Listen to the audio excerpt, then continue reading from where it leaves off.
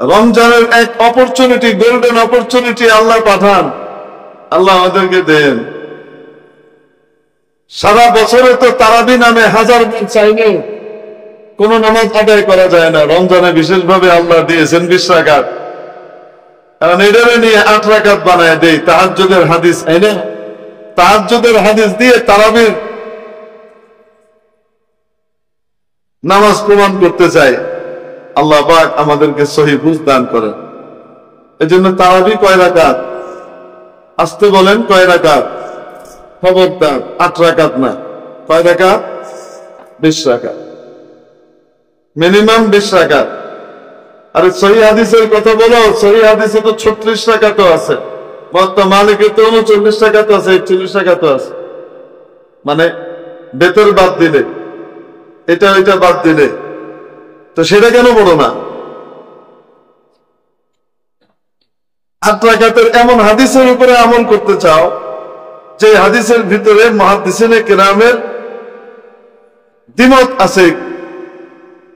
অধিকাংশই বলেছেন এটা তাহাজ্জুদের হাদিস, কেউ কেউ বলেন এই জমানার কেউ কেউ বলেন এটা কি তারাবির হাদিস। তারাবির না তাহাজ্জুদের আপনারা একটু বিবেচনা করবেন। এশার নামাজের পর থেকে ফজরের আগ পর্যন্ত যত নামাজ হয় নফল নামাজ, এই নামাজগুলোকে হাদিসের পরিভাষায় সালাতুল লাইল বলা হয়, রাতের নামাজ বলা হয়। কি বলা হয়? রাতের নামাজ। এখন বলেন তো দেখি, রাতের নামাজ রমজান মাসে আমরা 2 রকমের দেখি। একটা নামাজ যেটাকে আমরা বলি তারাবি, যেটার ওয়াক্ত হলো এশার নামাজের পরপর, রাতের শেষ ওয়াক্ত না শুরু ওয়াক্ত। আর তাহাজ্জুদের যে মূল ওয়াক্ত, এটা কি শুরু ওয়াক্ত না রাতের শেষ অংশ? শেষ অংশ, শেষ ওয়াক্ত। পার্থক্য বুঝে আসছে? তারাবির নামাজ সারা বছর চলে না শুধু রমজানে? না রমজানের বাইরেও? তাহাজ্জুদের নামাজ শুধু রমজানে না রমজানের বাইরেও?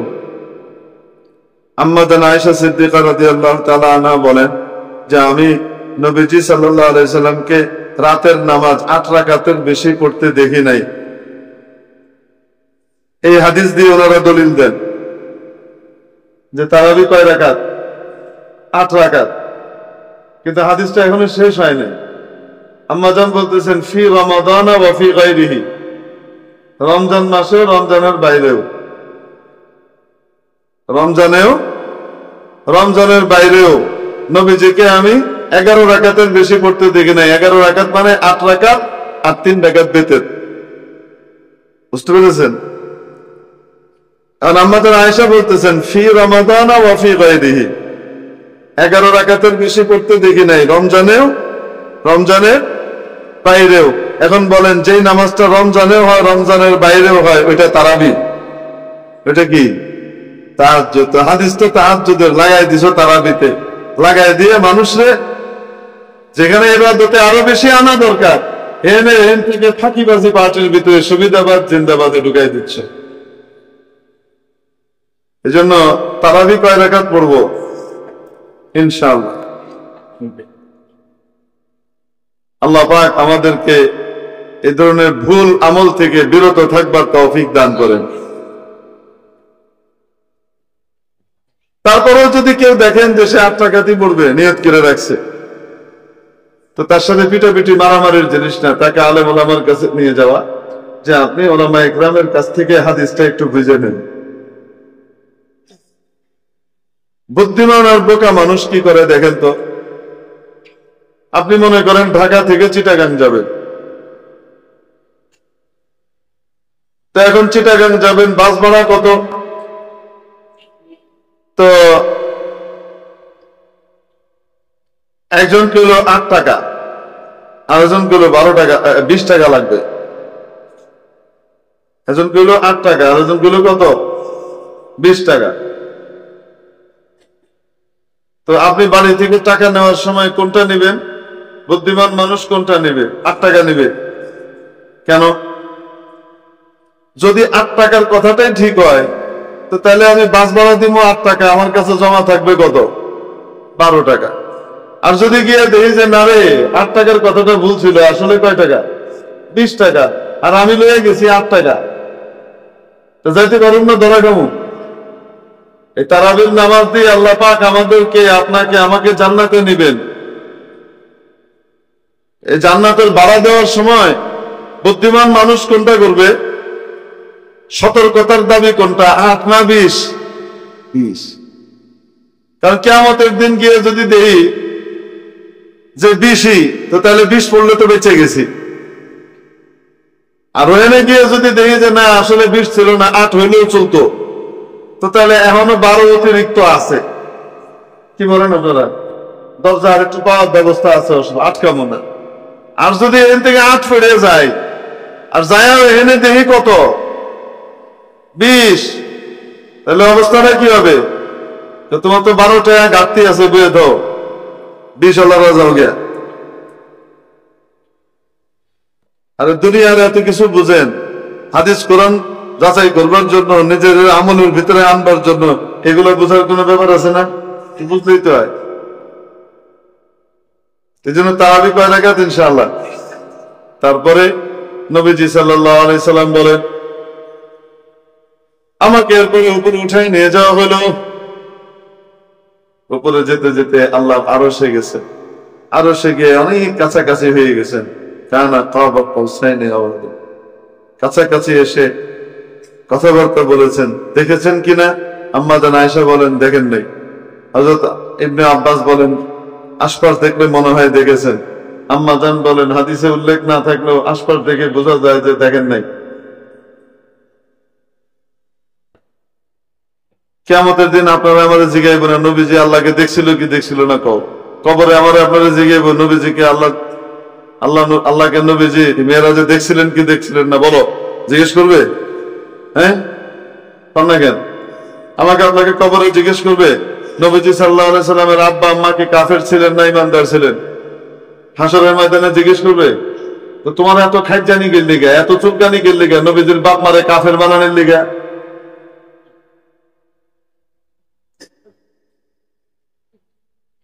যেখানে একটা রিওয়ায়াত পাওয়া যায় ফাথুল মুনিমের ভিতরে, আল্লামা শাব্বির আহমদ উসমানী রাহমাতুল্লাহ আলাইহি শেখুল ইসলাম উল্লেখ করছেন, এখানে রিওয়ায়াত নিয়ে আসছেন। যে রিওয়ায়াতের ভিতরে পাওয়া যায় আল্লাহ পাকের কাছে নবীজি দোয়া করলেন, আল্লাহ পাক ওনার আব্বা আম্মাকে জিন্দা করে উঠাই দিলেন ইমানের শাহাদাত দিয়ে, তারপরে আবার মওত দিয়ে আল্লাহ পাক দুনিয়া থেকে নিয়ে গেলেন। এই রিওয়ায়াত যেহেতু আছে, তো গায়ের জোরে নবীজির বাবা মারে কাফের বানাইতেই হবে, এই ধাক্কাধাক্কি দরকারটা কি? এই জন্য ইমাম আবু হানিফা রাহমাতুল্লাহ আলাইহি বলেন এই ব্যাপারে চুপচাপ, আমাদের এই ব্যাপারে কোনো কথা বলারই দরকার নাই, কারণ কিয়ামতের দিন আমাকে আপনাকে এটা নিয়ে প্রশ্নই করবে না। তো নবীজির বাপরে কাফের কইলে, নবীজির মারে কাফের কইলে নবীজির ভাল লাগবো? যদি আসলে হয়ে থাকে। আর যদি আসলে আল্লাহ পাক ইমান পরবর্তীতে দিয়ে থাকেন, মাফ করার ফয়সালা করে থাকেন, যে জিন্দা করে ইমান দিয়ে আবার কি করছেন? নিয়ে গেছেন, তো তাহলে ওটার ভিতরে আমি গায়ের জোরে কাফের করলে মাইকটা পড়বে নিচে, তো দরকারটা কি? ইমানদার করারও দরকার নেই, আপনার কাফের করারও দরকার নেই। নবীজির বাবার মা কেমন ছিলেন, কোথায় যাবেন আল্লাহ জানেন, কে জানেন? এই জন্য এই সমস্ত অবান্তর প্রশ্নের ভিতরে শয়তান লাগায় দেয় পরস্পর দমাদলি করার জন্য।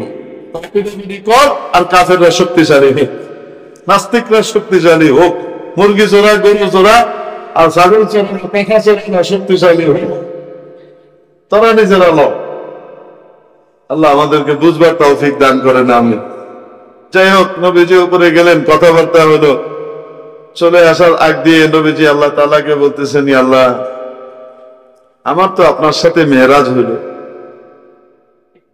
আমার উম্মতেরও তো আপনার সাথে কথা বলতে মন চায়, তাদেরও মন চাবে না? তাদের জন্য একটা ব্যবস্থা করা যায় না? দেখছেন কারবার কেমন নবী, মেরাজ নিজের হয়েছে, তারপরে আল্লাহ পাকের খুশির মৌকায় উম্মতের জন্য মেরাজের আবেদন করতেছে। হ্যাঁ করে একটু দেখেন যায় না? রব্বুল আলামিন বলেন আচ্ছা ঠিক আছে, আপনার উম্মতের জন্য আমি মেরাজের ব্যবস্থা করে রেখেছি, নেন 50 ওয়াক্ত নামাজ দিয়ে দিলাম, আপনি তো একবার করেছেন, আপনার উম্মতি প্রতিদিন আমার সাথে 50 বার মেরাজ করবে, যতবার নামাজে দাঁড়াবে ততবার আমার সাথে তার কথাবার্তা হবে। সে যদি বলে আলহামদুলিল্লাহ রাব্বিল আলামিন, আমি সাথে সাথে উত্তর দিব হামিদানি আবদি।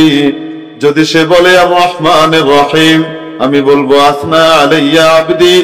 যদি বান্দা বলে মালিক ইয়াউমিদ্দিন, মাবুদ বলবেন মাজ্জাদানি আবদি। বান্দা যখন পড়ে ইয়াকা না'বুদু ওয়া ইয়াকা নাস্তাঈন, ইবাদত একমাত্র আপনারই করি, সাহায্য একমাত্র আপনার কাছেই চাই, মাবুদ সাথে সাথে বলেন হাদা বাইনি ওয়া বাইনা আবদি, এটি আমি এবং আমার বান্দার মাঝখানে 50-50। বান্দা যখন বলে ইহদিনাস সিরাতাল মুস্তাকিম সিরাতাল লাযীনা আন'আমতা আলাইহিম গায়রিল মাগদুবি আলাইহিম ওয়ালাদ-দাল্লিন, সোজা কথায় হেদায়েত চাইছে। আল্লাহ বলেন সাআলানি আবদি ওয়া লি আবদি মা সাআল, বান্দা আমার কাছে একটা জিনিস চেয়েছে, যা চেয়েছে দিয়ে দেওয়া হলো। আল্লাহর সাথে বান্দার কথা বলতে হবে। তো বললেন 50 বার মেরাজ হবে। as-সালাতু মিরাজুল মুমিন, নামাজ মুমিনের মেরাজ। নবীজি খুশি চোটে 50 ওয়াক্ত নামাজ গিফট হাদিয়া নিয়ে নিচে আসতেছেন। আমার উম্মত 50 বার কি করবে? আরশ থেকে পাঠানো গিফট, এটা আল্লাহর পাঠানো গিফট। এখন ষষ্ঠ আসমান যখন পাড়ি দিচ্ছেন, মুসা আলাইহিস সালাম ধরছে, কই যান? কিছু দেয়টাই নাই, গিফট দেয় নাই। আপনি এত জবরদস্ত সফর করলেন। হ্যাঁ দিছে তো। কি দিছে? 50 ওয়াক্ত নামাজ দিছে।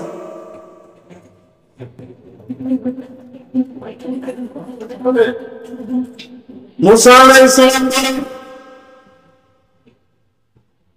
ও ভাই, আপনি মর্যাদার দিকে আমার চেয়ে অনেক উপরে, কিন্তু অভিজ্ঞতার দিক থেকে আমি আপনার চেয়ে বেশি। ইন্নী জাররাতু কওমি ওয়া আলাশতিহিম, আমার অভিজ্ঞতা আছে আমার উম্মত নিয়ে। ইন্না উম্মাতাকা লা তুতীক, আপনার উম্মত 50 ওয়াক্ত পারবে না, অনেক দুর্বল। নেয়ামত তো অনেক বড়, তা তো ঠিক আছে, কিন্তু ফরজ তো আদায় না করলে আবার ডান্ডাও আছে। তো 50 ওয়াক্ত পারবে না, আপনি একটু কমায় নিয়ে আসেন। আমার অভিজ্ঞতা আছে, আমার যে এগুলি ছিল মাত্র 2 ওয়াক্ত দিয়েছে, হেডে নিয়ে টাল্টি পাল্টি করতে, এই ঠিক কথা করতো না। নবীজি ফিরে গেলেন, আল্লাহ পাক 5 কমায় দিলেন। কত কমাইলেন? রইল কত? মুসা আলাইহিস সালামের সাথে আবার দেখা, ফিরতি পথে কি অবস্থা? 5 কমাইছে।